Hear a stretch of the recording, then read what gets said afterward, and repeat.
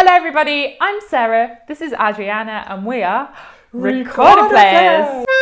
Today I am here in Enschede in the east of the Netherlands visiting recorder maker and player Adriana Breukink. You may know her instruments from a few years ago I did the tallest recorder in the world video featuring her 3-meter tall sub-contrabass in B flat.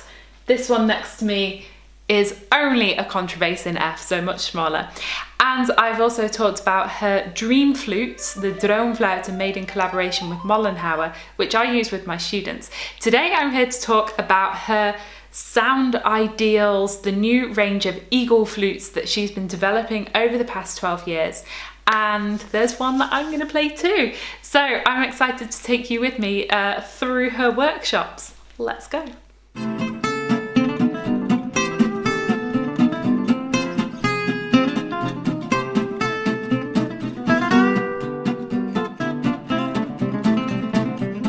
Welcome, Adriana. It's so nice to have you on Team Recorder. How did you become a recorder builder? As a youngster, I was 16 years old, and then I already wanted to be a recorder maker. Really. Then I was 19 or 20, I studied in The Hague, and then Fred Morgan came to Europe to measure all the instruments in the museums. And then he started also a workshop in the conservatory in The Hague. Because he wanted to have better recorder makers in the world, because at that moment he had a waiting list of 10 years and he said, I will help other makers to learn to make recorders. Wow. And I was in that group 40 years ago, something like that. Wow. I set up my own workshop and I started making all these Baroque copies, like many people still do. Mm-hmm. But after some 20 years I got bored with that. And then I started to make all the Renaissance instruments, all the concerts, because I like this sound, the more the fundamentals and this richer sound. Then I see the Eagle. Yeah. That's really my new love. The Eagle is not based on an original instrument, because it just came to me, the sound. The sound came, in fact, with this strange thing. It looks like a bamboo instrument, but it is a pipe, really straight and made as a meditation instrument.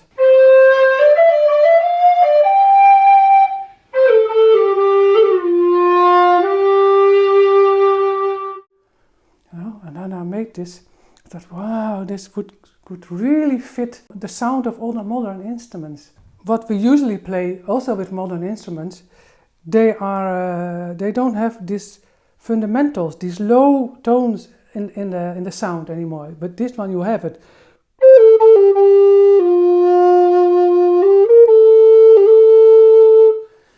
And then I made this. This has only a range of an octave and a sixth, and that's not enough when you want to play with a big orchestra. Eh? Mm-hmm. Then I started to make with Geri Bollinger together and the Kung Factory. We made this instruments with a key on it here. Then you have already, instead of this one hole, you have these two keys for the F and the F sharp.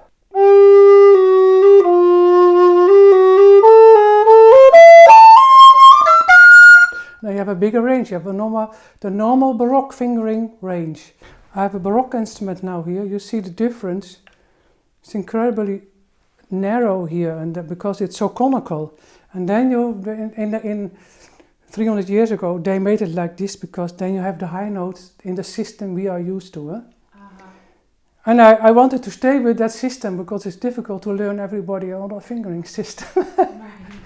Now, and then I had this instrument and I thought, it's still not strong enough. We need other wood, and I made this one. And this is in fact with a white head and a white tail, like an eagle. And I thought, no, this is still not enough. Geri Bollinger said, come on, we make a metal labium, and I made a longer with a key on the side. This is the instrument with it was made by the Kung Factory. Now I'm making them with Jo Koenaert, but you see, this is already.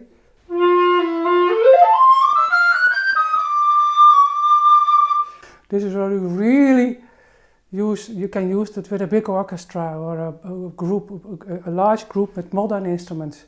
Or when you want to play a Brandenburg Concerto, the fourth, with a modern orchestra, this will be really your instrument. And then they will hear you, and the sound will fit to all the other modern instruments because the fundamentals are in the tone. On a modern Steinway, you have this strong low register, but on a harpsichord you hear this fine sound like on a Baroque instrument or on a Baroque violin. And as a recorder player, you have to fit to that when you want to play with modern instruments. Otherwise, your modern colleagues, have to be have to play really soft. Sometimes they don't like to play with recorder players because you have to come up with the right instrument. I see. Yeah. So Baroque instruments, harpsichords, Baroque recorders, they have the emphasis on the high harmonics? Yeah, you hear, in fact, only the harmonics. You don't hear the fundamentals very well in Baroque instruments. That's because they are so narrow. And by making the Eagle so wide, you get those low fundamentals, and then it blends with the modern instruments. Yes, exactly. Well, I take my latest model. I love this because this is the latest. This has much more dynamics in the sound because of the new labium.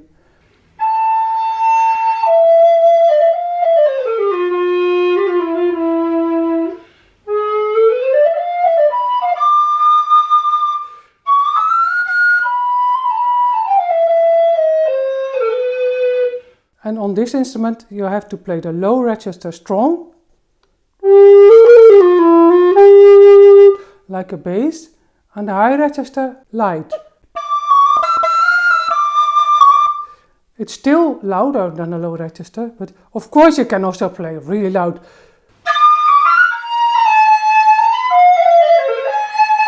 When you have to play with a big ensemble, you pull it out and then they will hear you everywhere. Yeah.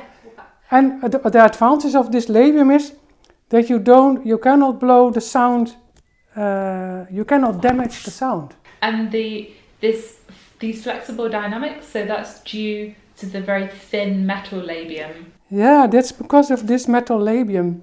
You have this really fine, where the air is coming here. The windway is here, the air is coming, and then I put this very thin blade at the end, and the air is really streaming on this whole system, and I glue it in here. It just came to me as an idea, I should make it like this, and then we tried, and then it turned out like this. I made a little piece of wood. Wow. When you see this side, you have to imagine that there is a recorder there, the windway here, and then the air is coming here. And here it comes to, and I go, this is like wood. You cannot make a wooden labium that it's really long, thin, because it will damage, it will go. But this one, the air is coming and it goes first, it stays there, it stays in the same, and then later on it goes really streaming in the instrument. And that's why I made these metal labiums. So here on the right you have Ganassi Eagle. Yes. I made this whole series, and I thought maybe this instruments are a bit too complicated for amateurs or professionals who just want to play folk music or just fast. It's not always necessary to have all the extras. And I thought I will take one of the first instrument I made, this one with Fred Morgan. I still have it. It's a Ganassi Eagle. That's your very first instrument you made? Yeah, it's still playing very, very well.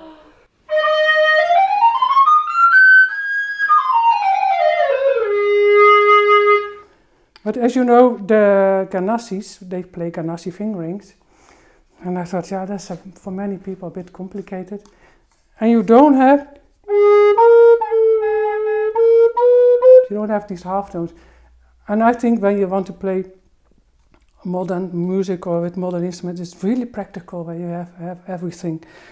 That's why I developed the Eagle Ganassi, what I call it now. And then you have the Ganassi sound, but with two keys, and then you can.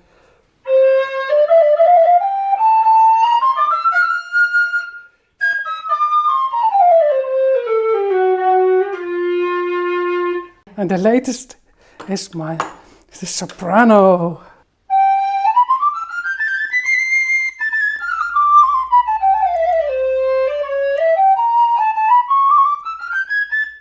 So I love it. It's so fine and so elegant and also loud. Wow. And what kind of music would you play on these? Oh, yeah, everything. In fact, when you're playing solo, it doesn't matter what you take.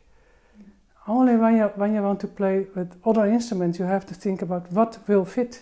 My dream is still that when a composer is writing a new opera or a new symphony, that they put a recorder player near the flutes and the oboes, and that they play an eagle. Then you could reflect what's really possible and what could help the recorder to another level, so that you have an extra dimension. That when composers hear this sound, they are usually totally impressed. Like Giel Meijering, he wrote 50 concertos for strings and eagle. 50? 50, yeah. One year he was only composing for eagles. Wow. Yeah, and then Don Lorraine made a CD with that, beautiful. He recorded 1 hour of these 50 concerti. Amazing. Yeah. So the core of the instrument is really sound and blending. Yeah, sound, blending. I don't have to, in fact, I want to have the recorder sound, what you have from Baroque instruments and Renaissance instruments. I love this sound, this really recorder sound. To put it in this time, so that you can use it in this century with modern instruments. And then this beautiful, clear sound with fundamentals like a Renaissance instrument. Then it was time for a break, some coffee and cake, and for Adriana to show me around her 3 workshops. In this workshop, she puts the finishing touches on the instruments, voicing them to create their sound.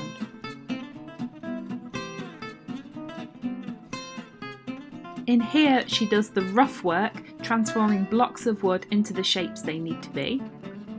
En die heb je zelf gemaakt of moet je ze... Ja, die zijn allemaal zelf gemaakt. Ja. Wow. And this custom-built studio is for the keys, metalwork and soldering.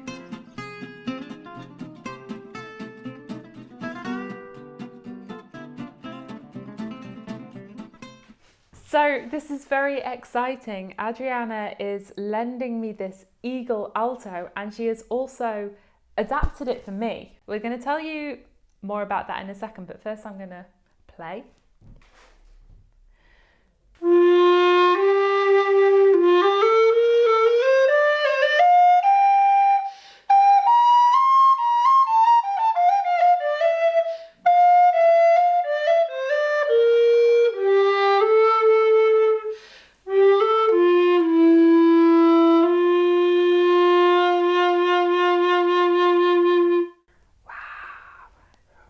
Beautiful low notes you make.